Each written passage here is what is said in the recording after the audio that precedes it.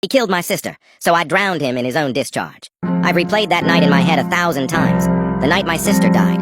The police called it an accident, but I knew better. I knew he did it. Let's call him Ethan. Ethan was a predator hiding behind a smile. He manipulated her, broke her, and when she finally tried to leave, she never made it home. There were bruises on her arms when they found her, but without enough evidence, they closed the case. I made myself a promise at her funeral. I'll make him pay.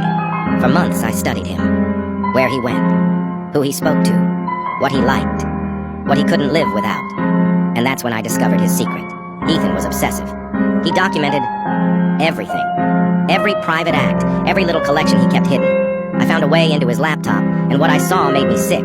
Hundreds of files, hundreds of samples he kept sealed away, years worth of them, carefully stored in a mini freezer.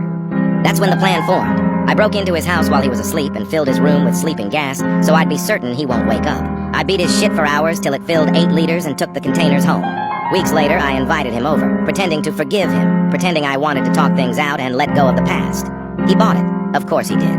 His ego wouldn't let him believe anyone could hate him enough to outsmart him. I slipped something into his drink, not poison, just something to make him weak, slow, unable to fight back. And when he collapsed, I dragged him to the bathtub I'd already prepared. I filled it with his discharge, then poured in every last drop. When he woke up, groggy and panicked, I whispered in his ear, "You took my sister's last breath. Now I'll take your own." And I held him down. He struggled, but his body gave out fast. It was quiet, almost too quiet. When it was over, I cleaned everything. Gloves burned, clothes destroyed, containers gone. No fingerprints, no traces. It looked like he just vanished. No one suspects a thing. But every time I close my eyes, I see his face. Terrified, helpless, drowning in the very thing he was so proud of. I should feel guilty, but I don't. I just feel happy. Now hit that follow button or you're next.